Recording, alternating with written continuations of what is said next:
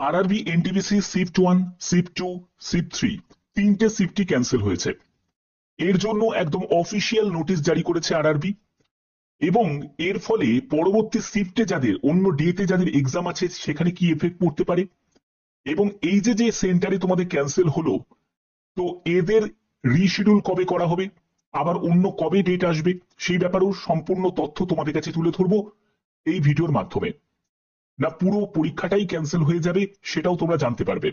তো চলো ভিডিওটা শুরু করছি, প্রত্যেকটি জেনুইন তথ্য তোমাদের কাছে তুলে ধরছি এই ভিডিওর মাধ্যমে।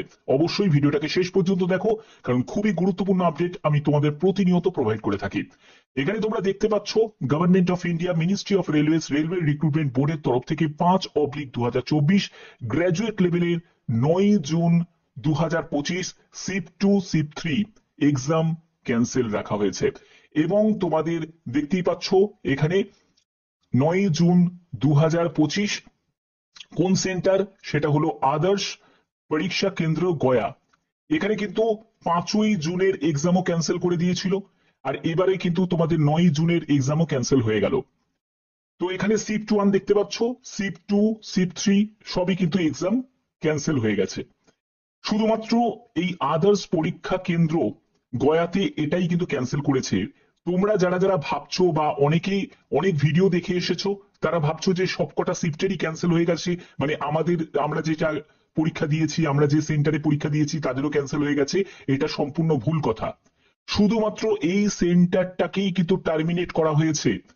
অন্য যে সেন্টারে যারা যারা পরীক্ষা দিয়েছো তোমাদের কোনো অসুবিধা নেই, তোমরা যেমন যেমন পরীক্ষা দিয়েছো, কেমন অ্যাটেন্ড করেছো, তোমরা অবশ্যই কমেন্টে জানাবে যে তোমাদের অ্যাটেন্ড কেমন করেছো, অবশ্যই কমেন্টে তোমরা জানাবে। এবং শুধুমাত্র এই সেন্টারে যাদের এক্সাম পড়েছিল তাদেরই কিন্তু তোমাদের পরীক্ষা ক্যান্সেল করা হয়েছে।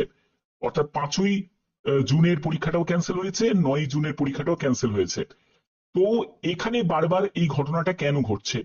কারণ দেখো, এমন একটা সেন্টার আরআরবি সিলেক্ট করেছে যে সেন্টারে মানে অনেক ধরনের হয়তো কারাপশন হচ্ছে। তো সেইটার জন্যই এই সেন্টারটাকে বারবার করে তাদেরকে বাতিল করতে হচ্ছে। সেখানে হয়তো অনেক ধরনের সমস্যা হচ্ছে। কারণ দেখো, প্রথম কথা, বিহারের বিভিন্ন জায়গায় বিভিন্ন সেন্টার আছে যেখানে কিন্তু অনেক ধরনের দুর্নীতি কিন্তু হয়।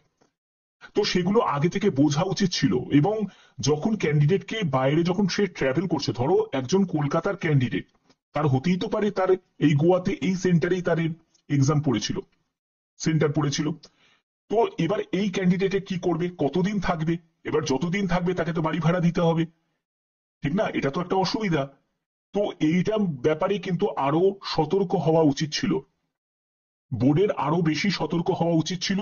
যে যেহেতু ক্যান্ডিডেটকে দূরে দূরে ট্রাভেল করতে হচ্ছে, দূরে সেন্টার পড়ছে, তো সেক্ষেত্রে যেন কোনো এক্সাম, কোনো সেন্টারের এক্সামও যেন কোনো ক্যান্সেল যেন না হয়।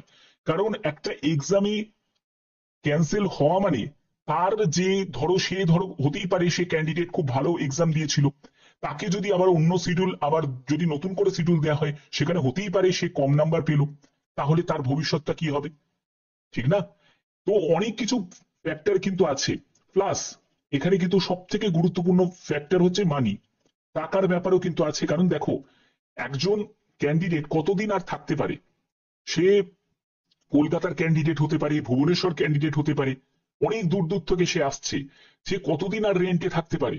তাকে তো সেই টাকা দিয়ে থাকতে হবে, অতদিন তো আর ফ্রিতে থাকতে পারবে না, বা আরআরবি তার ব্যবস্থা করে দিতে পারবে না। তো এই হচ্ছে মেন ব্যাপারটা। তাহলে তার যে কনফিডেন্স লেভেলটা সেটাও ডাউন হয়ে যাবে, অর্থের দিক দিয়ে সেটাও তোমার তার ডাউন হয়ে যাবে। তো এই সব বিভিন্ন ধরনের প্রবলেম কিন্তু হচ্ছে। তো যাই হোক, এটা বলে আর কিছু লাভ নেই। পাবে তো লিমিটেড ক্যান্ডিডেট, কারণ ভ্যাকেন্সি এত কম। তার মধ্যে যদি এরকম টাইপের হয় যে একটা ক্যান্ডিডেট এক্সাম দিতে গেল কত আশা নিয়ে, তার এক্সামটা সে পরে জানতে পারছে যে সেইটা ক্যান্সেল হয়ে গেছে, তাহলে বুঝতে পারছো তার অবস্থাটা কোন দিকে যায়। তো যাই হোক, এটা নিয়ে আর বেশি কিছু বলার কিছু দরকার নেই। আর একটা কথা তোমাদের বলে রাখি, যে শুধুমাত্র এই যে সেন্টারে যাদের এক্সাম পড়েছিল তাদেরই কিন্তু ক্যান্সেল হয়েছে। অন্য সেন্টারে যাদের যাদের এক্সাম পড়েছে তাদের কোনো অসুবিধা নেই, তাদের কোনো ক্যান্সেল হয়নি, ঠিক আছে?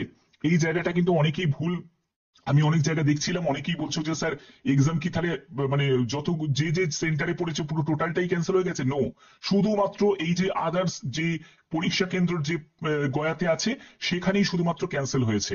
বাদ বাকি যে সেন্টারে তোমরা দিয়েছো সেখানে নিশ্চিন্তে থাকো, তোমরা যদি ভালো পারফর্ম করে থাকো তাহলে অবশ্যই তোমাদের ফ্রিলি থেকে মেনেতে যাওয়াতে কেউ আটকাতে পারবে না। বাদ বাকি তোমরা কেমন অ্যাটেন্ড করেছো, কাদের আজকে শিফটে এক্সাম আছে বা পরবর্তী শিফটে এক্সাম আছে, তোমরা অবশ্যই কমেন্টেও জানাতে পারো। আর এরকমই জেনুইন যদি আপডেট পেতে চাও অবশ্যই বলবো চ্যানেলটাকে সাবস্ক্রাইব করে রাখো, বেল আইকনটাকে অল করে রাখো।